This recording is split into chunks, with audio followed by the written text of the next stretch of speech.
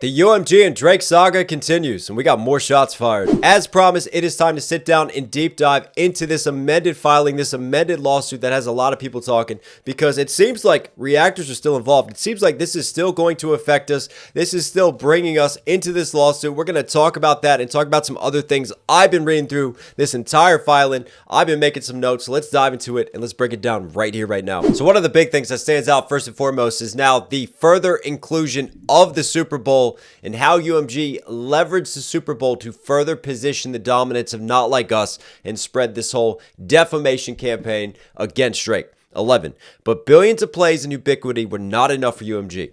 Long after UMG knew about the harm that Not Like Us had caused Drake, and with full understanding that countless listeners have interpreted the song's lyrics and imagery to convey assertions of fact, it's a rap battle. UMG made significant financial investments and leveraged its professional connections via sophisticated and highly organized publicity campaigns to arrange for the recording to be performed at one of the most significant and viewed cultural events of the year, the Super Bowl. The recording was performed during the 2025 Super Bowl and broadcast to the largest audience for Super Bowl halftime show ever. Over 133 million people, who were all bots, right? Including millions of children and millions who had never before heard the song or any of the songs that preceded it.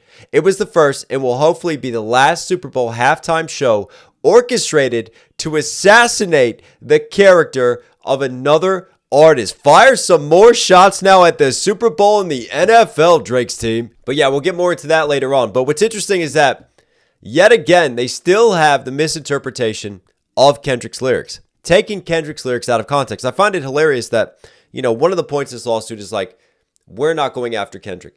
And they make that statement that this is not a lawsuit against Kendrick Lamar. This is a lawsuit against UMG. And yet, throughout the lawsuit, they attack and they use Kendrick's lyrics to justify going after UMG. Yet again, suggesting that Kendrick is insinuating violence against Drake, that he is calling for his fans to commit violent acts against Drake with Not Like Us. I mean, they even left in the completely misconstrued part about when Kendrick calls Drake an effing colonizer, trying to imply and suggest that that is anti-Semitic and attacking Drake's Jewish heritage. You can't make half of this up. And I continue to find the irony of someone who has been so outspoken about rap lyrics being used in the court of law, being used in RICO criminal cases, is now using those very same rap lyrics when it benefits him and it benefits their legal team. I also find it interesting that throughout this amended filing, one of the key points of evidence continues to be social media comments, Twitter comments, and YouTube comments, which again, remember the last video that we did and we talked about botting. And we talked about some of the people in OVO's camp who are trying to use the botting allegations against Kendrick Lamar by them creating accounts and paying to have bots comment on Kendrick's channel, using that to show that Kendrick is paying for bots because they can pay for bots and do it. But it leads to a greater realization and a greater truth that yes, there are a lot of bots that do exist on social media. We don't know who controls all those bots. I have bots who comment on this channel. We've talked about it. We've gone from like the random name bots to all of a sudden like the female profile picture bots who say the most generalized statement on a video. Like it's beautiful, it's magical. They put a duck emoji and a rainbow emoji and someone dancing. It's like the most random emoji features come together. They're easy to recognize. I'm sure if you scroll down, you'll find one or two of them here on this channel. But what I'm getting at is that there's no transparency in YouTube comments. People can lie in comments. People can misdirect. People can pay for many bots to leave comments. So to use and continuously use a lot of YouTube comments as points of evidence to prove the calls for violence against Drake, to prove the defamation against Drake, it just seems like it's not really going to hold a ton of water in the court of law. I mean, look, here's one example that I just found scrolling down. Many listeners focus on the line, "Rabbit hole is still deep. I can go further, I promise," is implying that the lyrics were based on undisclosed information. One user commented, "Rabbit hole is still deep. I can go further, I promise. Drake waves white flag, ends beef. I wonder what else he was scared about coming out.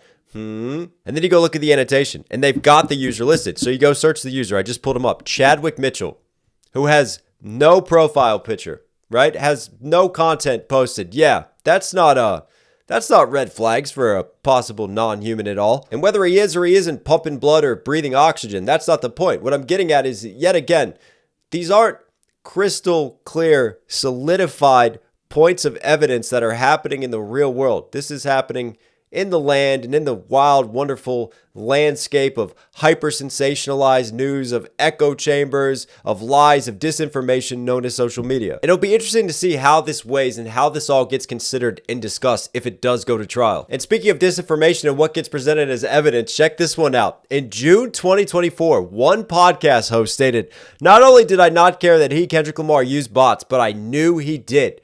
In a podcast clip posted to his YouTube channel on June 23rd, 2024, he continued, "Y'all didn't know that Kendrick used bots? You thought that this was just the first time miraculously that a Drake record ever had more dislikes than likes?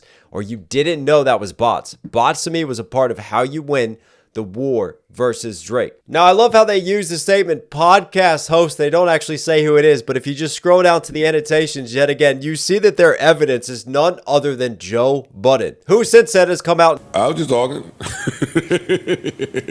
"Hey, I was just talking shit, big dog." "I'm just getting some engagement going." And big surprise, Joe Budden was engagement farming. He was saying things to get attention, to get clicks, to get more attention for his podcast, because he's never, ever done that before. He also left in this Siri conspiracy theory that, they were paying Siri to basically, when you said something, point the user to not like us. And the evidence for that was shown through a viral Jeremy Heck video when he talked about "Play Me Certified Lover Boy." And then, of course, it flipped over to "Not Like Us" because that's a part of "Not Like Us" lyrics. And Jeremy Heck had this video which debunked it. And yet, for whatever reason, Drake's lawyers continue to ignore that point. And now we get to one of my favorite parts, which brings into play the reactors. On May 4th, 2024, UMG removed the recording's copyright restrictions on YouTube and Twitch, thereby whitelisting the recording.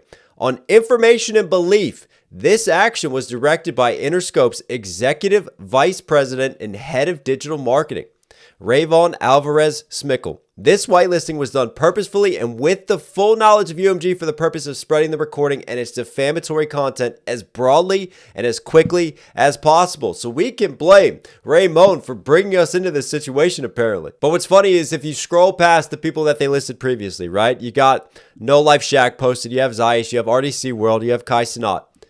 Hang on, keep going. Where is it? They've added some names to this. Reactors, Kai Cenat. No Life Shack. DJ Academics. Oh, let's throw some misdirection in. Let's mention academics now to make it look like we're not just like going after people who might be opposed to us. We're going after people on the same side, right? See how they slid that one in there? I'm Dante as well gets thrown in. And then John Denton have confirmed that UMG did not make efforts to copyright strike or otherwise demonetize their videos about the recording in the initial days following its release. Now, remember when they first shared this? And I and many of the internet pointed out, interesting. If you look at the skin color of the people they are calling out, this is not going to help the accusations against Drake that he is a culture vulture, that he is taking advantage of things, that he is tone deaf to color, because it was only black reactors that the lawsuit was going after. And now it feels like all of a sudden John Denton gets thrown out there. And listen, shout out to John. He's a dope channel, man, puts out great content, but it's like John's all of a sudden the token whitey tighty that got chucked in there. And yeah, I'm a little upset. There's a big reactor, a big channel who has melanin deficiencies, who's going on those levels. He's a part of Team Whitey Tighties. You could have thrown him in there and thrown him under the bus, but no, you keep letting me skate by and talk shit about you. But you can definitely see where Drake's legal team has actually listened to the ire of the internet, taken on board the backlash, and has gone, all right, let's throw Ack in there. Let's also throw in John Denton so we can throw them off of our scent so we can beat these colonizer allegations. But what I find interesting is obviously, given the iHeartRadio situation, given the Spotify situation, the payola allegations and accusations have been amended. But still, one of the building blocks of this case is the whitelisting and involving reaction channels. And I've made a number of videos now talking about the implications of this and what it means for us reactors and what it means for our relationships with labels, the YouTube broken copyright system, the content ID system, and how that is going to have a large impact on our livelihoods. I'm already starting to see it. The amount of copyright strikes I'm fighting now is doubling, and it's just going to continue to increase, to continue to rise, to continue to make our jobs harder, because labels, of course, are going to crack down, because all of a sudden this is now being used and referenced in a lawsuit against us. But listen, the internet, and especially a lot of people in OVO camp, they're very gifted with being able to constantly shift and move the goalposts and move the scope of the argument. I encountered it recently when I was asked a question on Twitter about copyright claims, about me sharing my not restricted video of the Hard Part 6 and of push-ups. And was I aware that push-ups wasn't on streaming platforms? Did I move disingenuously? I responded, and then of course what naturally happens is that the OVO account linked to that Twitter chain responds to me, then blocks me immediately after responding to me to make sure that I can't defend myself, to make sure that I can't present any more facts, that I can't sit there and just respond logically and give my perspective and my side of things. And for me, I've seen this narrative being pushed. People are just sweeping under the rugs the fact that Reactors could monetize push-ups, the fact that Reactors could monetize a number of Drake claims, because what they're trying to say is that those Drake songs didn't make it to the DSPs, aka the digital streaming platforms. They didn't make it to the Spotifys. They didn't make it to the Apple Musics. And their whole argument hinges on the fact that, well, since they weren't on DSPs, they couldn't be affected in the YouTube Content ID system. But see, yet again, that's misdirection. YouTube is not related to Spotify. YouTube does not rely on Spotify or Apple Music. YouTube has its own claiming and Content ID system. I've had unreleased tracks on the DSPs claimed in the past. I've had leaked tracks claimed on YouTube. I even did a leaked Kanye West Andre 3000 track that I had copyright stricken, that I just fought and that I had to go to war over.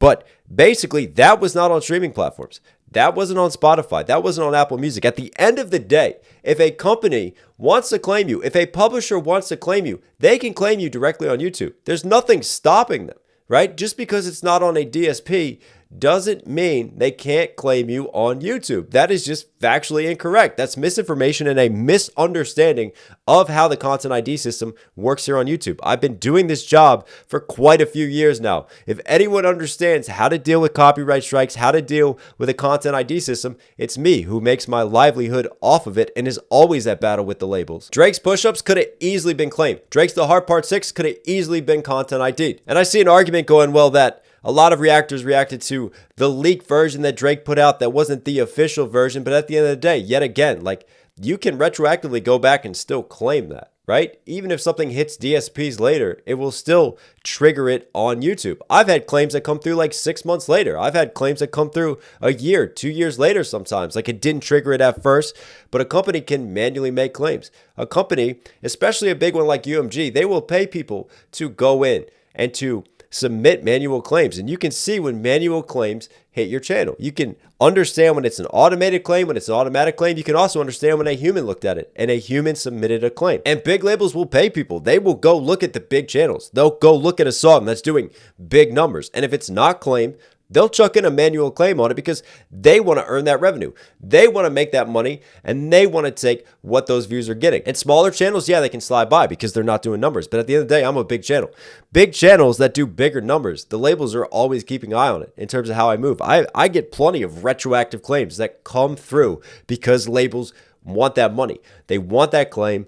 They want those views because they see the video doing well. But again, at the end of the day, this is still just twisting and bending narratives. This is ignoring and completely avoiding the logic of what is being put here. The logic that's being presented is that reactors were whitelisted. Reactors were whitelisted. So because of that, that's why they reacted to it. That's why this song did numbers, which is incorrect, because whether it was claimed or not claimed, people were still going to react to the biggest beef in hip hop history. There was so many views to be had. There were so many people paying attention to this beef and back and forth. It didn't matter when Drake dropped, if it was copyright, if it wasn't copyright, people were still going to react to it. People were still going to break it down, as reactors have been doing for years when big beefs, when battles happen, because drama and battles sell. Drama and battles get clicks and they generate revenue. When a diss track drops, I can guarantee you, if it's a higher level artist, if Eminem drops a diss track, if Drake drops a diss, if J. Cole drops a diss and we react to it, we as reactors know it's going to get views, and we're going to do it because it's going to get views, and a lot of people are going to talk about it and come over to our channels. That's just the nature of the business under which we operate. So it's a ludicrous statement to suggest that we're only reacting to it, or to imply that the whole reason that like No Life Shaq reacted to Not Like Us is because he can make money off of it. Well, think about it. If they only reacted favorably because they can make money off of it, then surely it works both ways. Because here are concrete examples of Drake songs that reactors could monetize. So if the logic and the thinking is, oh, they're only supporting Not Like Us because they're earning revenue. Well, we were also earning revenue off of push-ups. We were also earning revenue off of the Heart Part 6. And yet again, the Heart Part 6, I heavily critiqued. I gave a lot of constructive criticism on the Heart Part 6, and I earned revenue off of that.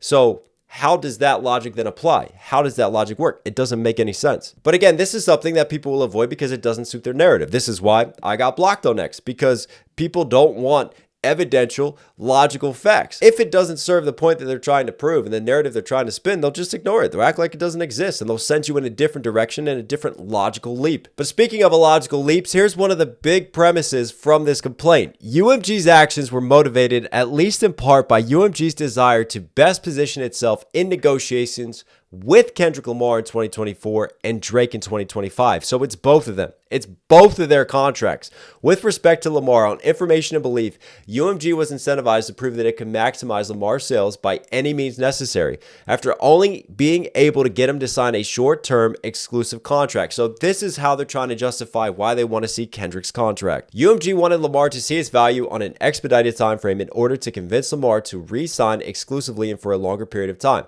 As Drake in 2024's contract was nearing fulfillment. On information and belief, UMG anticipated that extending Drake's contract would come at a high cost to UMG. As such, it was incentivized to devalue Drake's music and brand in order to gain leverage in negotiations for an extension. So that's it. That's the big motive here. That's why this defamation was allowed to go forward. That's why UMG went so hard in the paint for Kendrick Lamar, because they wanted to re-sign him and they wanted to show him what they could do and incentivize his contract. And the same with Drake. So you have over a decade of dominance with an artist, right? You know that you can make a shit ton of money with that artist. And all of a sudden, it's like, hey, let's devalue how people view that artist. Let's totally rip apart his brand, right? Let's publicly assassinate him and his character, because that's going to help us with contract negotiations in the future. I mean, isn't that the definition of shooting yourself in the foot? But hey, that's where we are currently. The online harassment and repetition of the allegations have endured and have been revitalized by UMG's persistent efforts to promote the defamatory material, including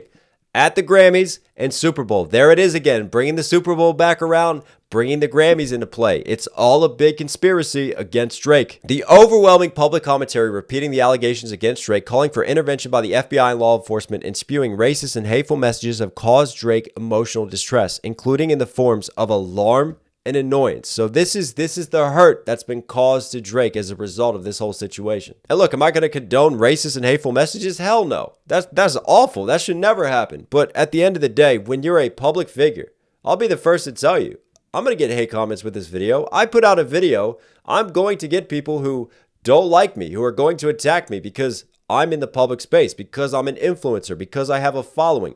And that's a small percentage compared to a Drake, compared to even a Kendrick Lamar. Think about all the hate that he's gotten from the halftime show, all the hate that he's gotten from Drake fans. He even got a ton of hate over the Grammys. And I've seen racist Kendrick messages. I've seen awful comments being made. And this is what happens on the internet because there's no accountability. And also, we don't know who's human and who's bot. People just say whatever the hell they want. And they say things to stir emotion. They say things to get clicks. They say things to attack, to hurt, to cause distress to. This is one of the unfortunate things of being a celebrity figure in 2025 with the power and strength and just visibility of social media. And Drake knows that. Drake understands the rules and he understands that game of social media. He actively participates in social media and in that game when he's on stage in Australia and he's walking with shots in his back and smoke coming out. He's making a statement against all that. Then he goes on Aiden Ross's stream. He makes sly little comments about, wanting to box, about how he's good, about how things aren't affecting him. He trolls Not Like Us with his Nokia video. So which is it? Is this Drake who's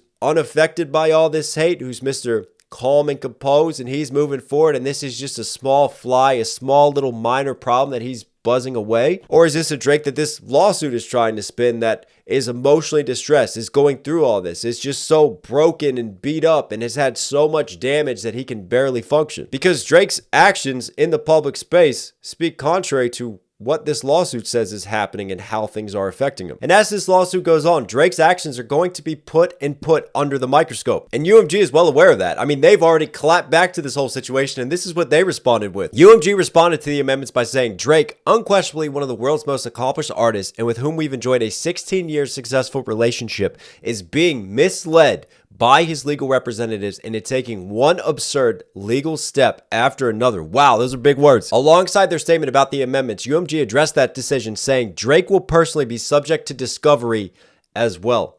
As the old saying goes, be careful what you wish for. And wow, that is one of the most powerful music labels in the world, not even hiding their intentions anymore. I mean, that is a direct and open threat at Drake. And as this legal rap battle continues, I mean, Drake's team has already rebutted to Meet the Grams by saying Drake knows exactly what he asked for, the truth and accountability. So it sounds like both sides are digging in, and yeah, it's going to be a big day when the judge weighs in on the motion to dismiss. But what do you guys think about this whole situation? Do you think Drake actually has a chance to win this? Do you think a settlement is going to happen? It is definitely heating up. We're going to see where everything goes. Comment down below and let me know what you think of everything. Also, if you're here at the end, obviously enjoying the content, don't forget I got a brand new music video dropping tomorrow. I'll put the link down below so you can join me for the premiere. It's the first music video of this year. Very proud of this one. Excited to share it with the world. Yeah, and just get back to my art. All right, everyone. Stay safe, stay positive. Take care of these. Take care of these. I'll catch you again. Sit down, sit down. Like, wow, how we do it like that? Like, wow, how we do it like that? Like, wow, how we do it like that? Like, wow, better sit your ass.